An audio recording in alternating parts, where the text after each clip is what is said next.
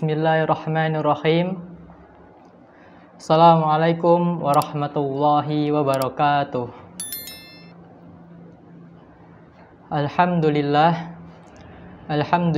rabbil alamin. Wabihi nasta'inu ala umurid dunya waddin. Wassalatu wassalamu ala asrafil anbiya'i wal mursalin wa ala alihi wa sahbihi ajma'in. Amma ba'd. Pertama-tama, marilah kita senantiasa memanjatkan rasa syukur kita kepada Allah Subhanahu wa taala yang telah memberikan nikmat kepada manusia, yaitu para hambanya. Nikmat yang tidak pernah putus dan melingkupi setiap tubuh anak Adam.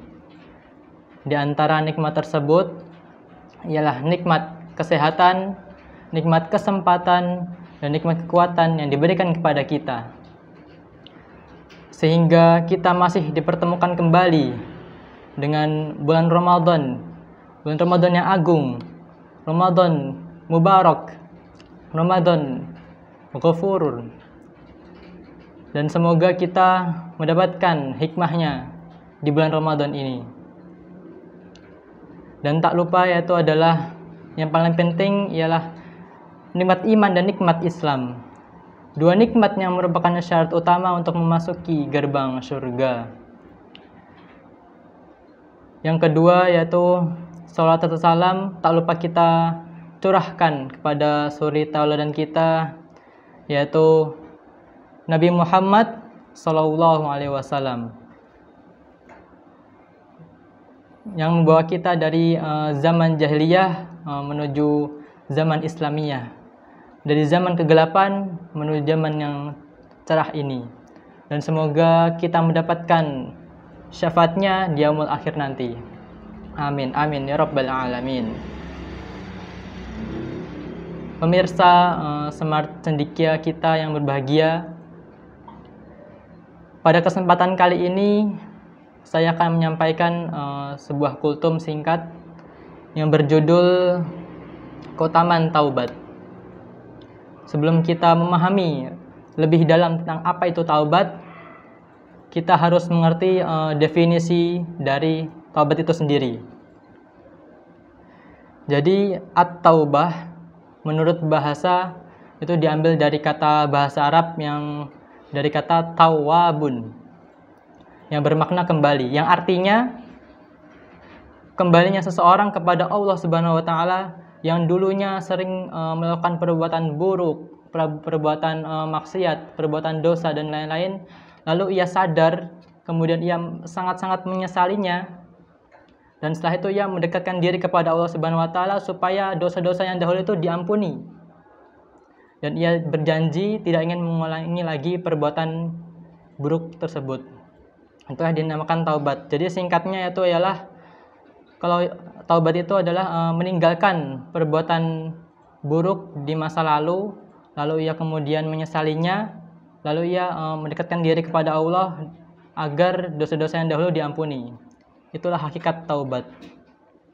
Jadi seseorang yang ingin bertaubat itu menanamkan makna taubat dalam hatinya, bukan dari lisannya. Seseorang yang ingin bertaubat itu adalah seseorang yang mengingat apa yang dijanjikan oleh Allah Subhanahu wa taala, yaitu berupa surga yang dijanjikan bagi orang-orang yang beriman dan neraka sebagai ancaman bagi orang-orang kafir. Dan dengan demikian seseorang yang ingin bertaubat itu adalah seseorang yang bersungguh-sungguh, berniat, hati yang ikhlas dan hati yang mantap untuk bersungguh-sungguh untuk berdoa kepada Allah Subhanahu wa taala agar dosa-dosa yang dahulu itu diampuni. Itu yang taubat. Dan kita juga sebagai, apabila kita ingin bertobat tuh jangan merasa putus asa dalam bertaubat, karena pintu taubat itu terbuka bagi siapa saja. Sebagaimana dalam Quran surah Az-Zumar ayat 53, A'udzu billahi minasyaitonir rajim. Qul ya ibadiyalladzina asrafu ala anfusihim La taqnatu mir rahmatillah, innahu yaghfirud dzunuba jami'an, innahu huwal ghafurur rahim. Yang artinya, katakanlah wahai orang-orang yang melampaui batas, janganlah kamu merasa putus asa dari rahmat Allah Subhanahu wa taala. Sesungguhnya Allah Maha mengampuni segala dosa, dan Allah Maha pengampun lagi Maha penyayang. Quran surah Az-Zumar ayat 53. Sesuai dengan ayat tersebut, bisa kita ambil hikmahnya. Jadi, seburuk-buruk masa lalu seseorang, sebesar-besar dosa yang ia miliki, kalau kita niat bersungguh-sungguh, maka pasti Allah Subhanahu wa taala akan mengampuni dosa tersebut. Dan seperti sebuah kisah, yaitu ada sebuah kisah yang diceritakan oleh Rasulullah SAW di salah satu hadisnya, yaitu kisah tentang seorang lelaki pembunuh, seorang lelaki yang pernah membunuh 100 nyawa manusia. Tentang taubatnya seorang lelaki pembunuh yang pernah membunuh 100 nyawa manusia. Rasulullah SAW mengambil latar tentang pada zaman Bani Israel. Jadi di zaman Bani Israel ada seorang lelaki yang ia pernah membunuh 99 nyawa manusia.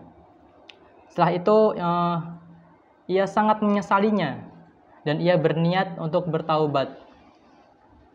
Lalu ia ingin ditunjukkan kepada seseorang yang alim, seseorang yang bisa dijadikan tempat untuk curhat, untuk menanyakan perihal tentang taubatnya tersebut, apakah dosa-dosa laki tersebut bisa diterima, bisa diampuni atau tidak. Lalu setelah itu lelaki itu ditunjukkan kepada seseorang yang ahli ibadah, yaitu seorang rohib atau seorang pendeta. Setelah itu lelaki itu bertemu kepada seorang pendeta tersebut, lalu ia menceritakan segala kehidupan di masa lalunya, yaitu pernah membunuh 99 nyawa manusia. Lalu setelah itu lelaki itu bertanya kepada pendeta tersebut, apakah dengan dosaku ini masih ada taubat bagiku? Lalu dengan cepatnya pendeta itu menjawab, tidak ada taubat bagi kamu. Nah, setelah mendengar jawaban dari si pendeta tersebut, lelaki itu langsung marah. Bahkan ia membunuh si pendeta tersebut. Akhirnya lelaki itu genap membunuh, maka ia membunuh 100 nyawa manusia. Tetapi ia tetap pantang menyerah dalam mencari seseorang yang bisa dijadikan tempat untuk bertanya tentang berita taubatnya tersebut. Lalu ia ditunjukkan lagi dengan seseorang yang alim, seorang yang ahli ilmu. Lalu ia bertanya hal serupa kepada orang yang ahli ilmu tersebut. Lalu lelaki itu bertanya kepada seorang yang ahli ilmu, saya pernah membunuh 100 nyawa manusia, apakah ada peluang bagiku untuk bertaubat? Lalu orang yang ahli ilmu itu berkata dengan bijaknya, ya tentu saja ada. Tapi siapakah yang menghalangi kamu untuk bertaubat? Nah, setelah itu lelaki itu menceritakan segala hal masa lalunya kepada orang yang ahli ilmu tersebut. Dan setelah itu orang yang ahli ilmu tersebut langsung memberikan nasihat kepada si lelaki pembunuh tersebut, supaya ia memberikan nasihat agar orang yang ahli ilmu tersebut menunjukkan suatu negara yang berisi orang-orang yang beriman, berisi negara yang di sana penduduknya itu menyembah Allah Subhanahu wa taala. Lalu ia menasihati lelaki tersebut supaya ia pergi berhijrah dari negara yang ia tinggali ke negara yang ditunjukkan oleh orang alim tersebut, orang yang ahli ilmu tersebut. Dan ternyata lelaki pembunuh itu tempat tinggalnya itu ternyata di negeri yang penuh maksiat, negeri yang penuh kekufuran. Dan setelah lelaki tersebut membenarkan nasihat orang alim tersebut, langsung lelaki itu bergegas untuk pergi ke negara yang ditunjukkan oleh orang alim tersebut. Dengan hati yang ikhlas, dengan niat yang mantap, akhirnya lelaki tersebut pergi ke negeri yang ditunjukkan oleh orang alim tersebut. Tetapi ternyata di tengah-tengah perjalanan lelaki tersebut dijemput oleh ajalnya. Dan disinilah terjadi perdebatan antara dua malaikat pencabut nyawa, yaitu malaikat azab dengan malaikat rahmat. Nah, di sini saya tuh kedua malaikat ini, malaikat azab dan malaikat rahmat ini berdebat siapa yang ingin mencabut nyawa lelaki pembunuh tersebut. Bingung, karena kalau misalnya malaikat rahmat itu mencabut nyawa orang-orang yang beriman, sedangkan malaikat azab itu mencabut nyawa orang kafir. Setelah itu malaikat azab berkata, lelaki ini belum pernah mengerjakan kebaikan sedikit pun. Lalu dibalas oleh malaikat rahmat, tidak, lelaki ini ia datang dengan penuh penyesalan sebagai orang yang bertaubat. Nah, setelah melihat perdebatan ini, Allah Subhanahu wa taala menurunkan utusannya, yaitu malaikat yang berwujud manusia sebagai penengah perdebatan tersebut.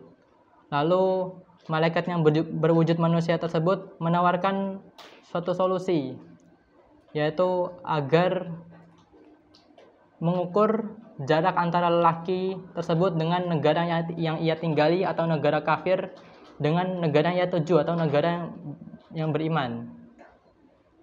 Apabila lelaki tersebut lebih dekat jaraknya dengan negara yang ia tinggali, maka yang mencabut nyawanya adalah malaikat azab. Tetapi kalau misalnya lelaki tersebut lebih dekat jaraknya dengan negara yang ia tuju atau negara iman, ya, yang mencabut nyawanya adalah malaikat rahmat. Setelah malaikat mengukur jarak tempat meninggalnya tersebut, ternyata hasilnya lelaki pembunuh tersebut lebih dekat dengan negara iman, dan akhirnya malaikat rahmatlah yang mencabut nyawanya tersebut. Jadi yang bisa kita ambil dari cerita tersebut, yang pertama, janganlah kita membuat putus asa orang yang ingin bertaubat.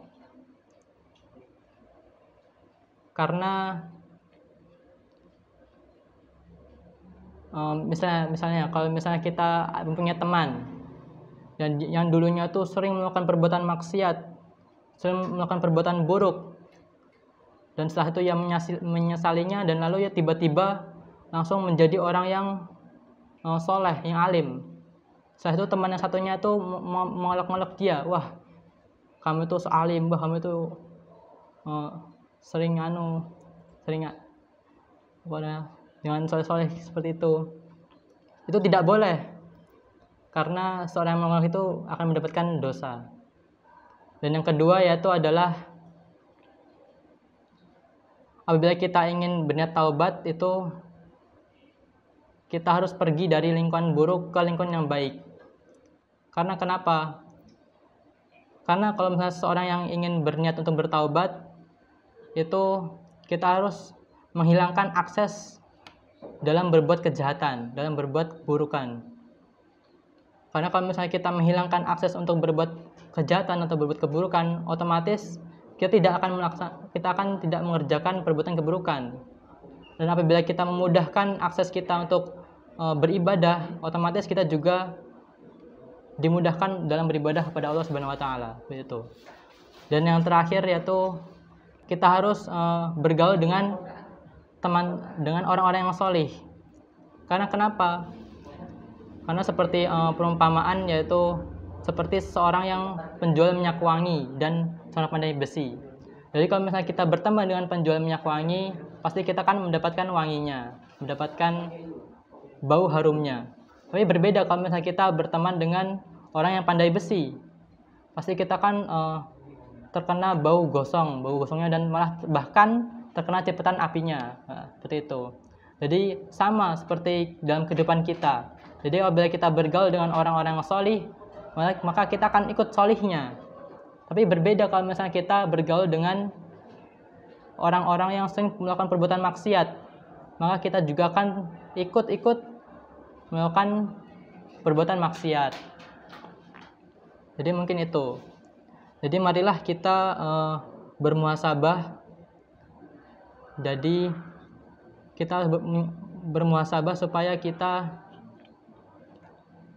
menyesali akan perbuatan buruk kita yang di masa lampau, supaya kita menjadi pribadi yang lebih baik lagi. Mungkin cukup sekian kultum singkat dari saya.